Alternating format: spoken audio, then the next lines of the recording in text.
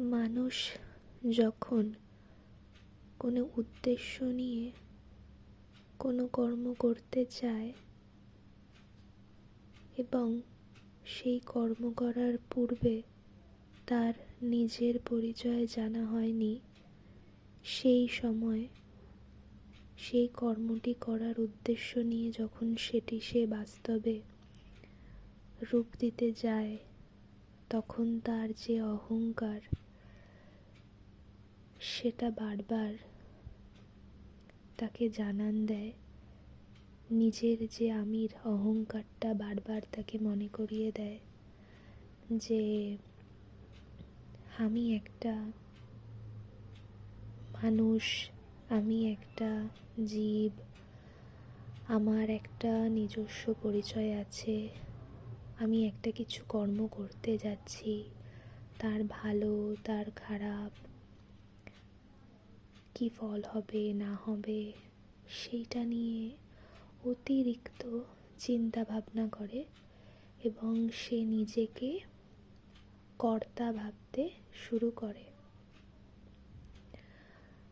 কর্মটা শুরু করার আগেই তার একটা যে পরিচয়, যেটা সে বাঁচছে, সেই আমি বোধে, যে আমার এই নাম, আমার এই বয়স, আমার এই একটা পরিচয় আছে, আমার এই চরিত্র, আমার এই বৈশিষ্ট্য, আমার এই গুণাবলী, এই সব কিছু নিয়ে যে সে একটা, তার যে একটা আমি, অর্থাৎ একটা নিজেকে রূপ দিয়েছে, সেইটা তার প্রত্যেক মুহূর্তে নিজেকে, অর্থাৎ সেই অহংকারটা নিজেকে প্রকাশ করতে চায়। অহং মানে যে অহং যেটা কিছু নয়, যেটা শূন্য, যেটা ফাঁকা, যেটা কিচ্ছু নয়, সেই কিচ্ছু নয়, সেই যে অনুভূতিটাকে যখন আমি এক একটা শব্দ, অর্থ, যা কিছু দিয়ে একটা রূপ দেওয়ার চেষ্টা করি, তখনই, অর্থাৎ আকার দেওয়ার চেষ্টা করি, তখনই সেটা অহংকার হয়ে যায়। আকার ছাড়া যেটা ছিল, যেটাকে ব্যাখ্যা করা সম্ভব না, যেটার কোনো অর্থ নেই, নিস্তব্ধতাকে কিভাবে ব্যাখ্যা করা সম্ভব? সম্ভব নয়।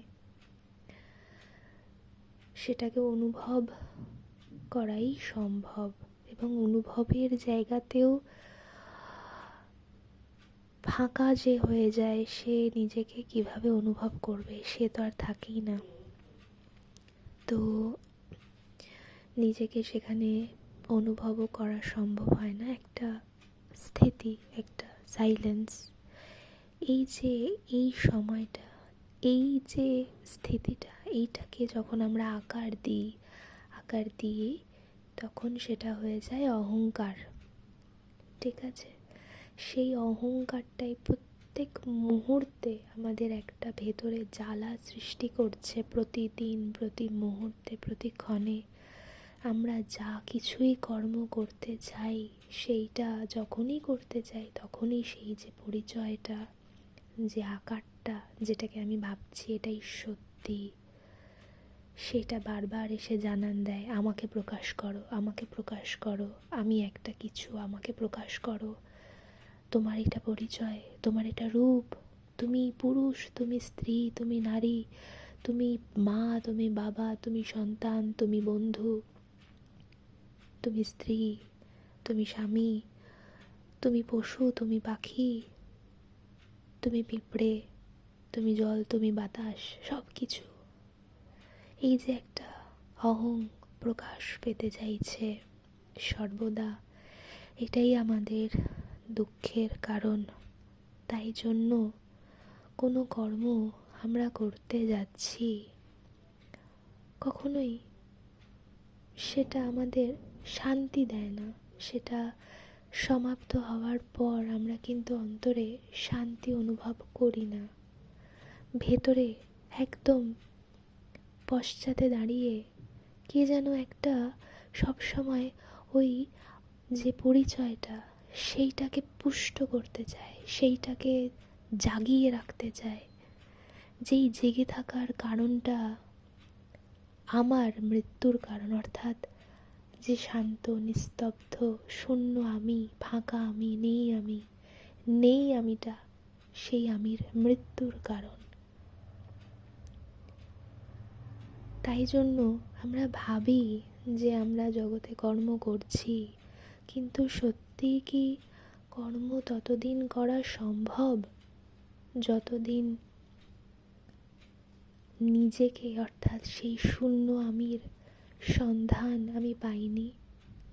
সম্ভব নয়, সম্ভব নয়। আমি নিজেও পাইনি, আমি নিজে পাইনি বলেই আমি বলছি সমস্ত কর্ম, সমস্ত কিছু কল্পনা, পরিকল্পনা, চেষ্টা সব অহংকারের আমির একটা পাকামি মাত্র, নিজেকে জাগিয়ে রাখার নাটক মাত্র, মিথ্যে অভিনয় মাত্র, যেটা শুধুমাত্র আমার কষ্টেরই কারণ। তাহলে সবাই বলবে যে আমরা কি তাহলে কর্ম করব না? আমরা কেউ কর্ম করতেই পারছি না। কর্ম কর্তা হয়ে কি করে সম্ভব? যে কর্মের কথা, যে কর্ম জ্ঞান থেকে ওঠে না, যে কর্ম প্রেম থেকে ওঠে না, সেটা তো শুধুমাত্র একটা জীবন যাপন পরিস্থিতি অনুযায়ী একটা সিদ্ধান্ত গ্রহণ করে একটা কিছু করা মাত্র।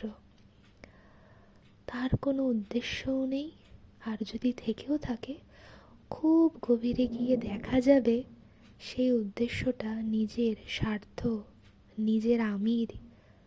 নিজের আমিটাকেই পুষ্ট করারই একটা প্রয়াস, তার চেয়ে বেশি কিছু নয়। ইহাই সত্য। নিজের অন্তরে গভীরে যদি দেখা যায় চুপটি করে বসে আমি একটা কিছু, এইটাই সবসময় জানান দিতে চাইছে। আমি একটা কথা বলছি কারোর সাথে, ব্যাকগ্রাউন্ডে একটা আমাকে ওকে বোঝাতে হবে আমার এই পয়েন্ট অফ ভিউ আছে, আমার এই মতামত আছে, আমি এটা জানি, আমি একটা, এই যে আমি, এই আমিটাই শুধু কষ্টের কারণ আমাদের। এই আমিটাকে মেরে ফেললেই হবে কি আমার মুক্তি। মিথ্যে আমিকে নিয়ে বেঁচে আছি, ভাবছি বাহ দারুণ জীবন। আসলে তা নয়, আসলে এটা মিথ্যে, একদম মিথ্যে। ওম শান্তি, ওম শান্তি, ওম শান্তি।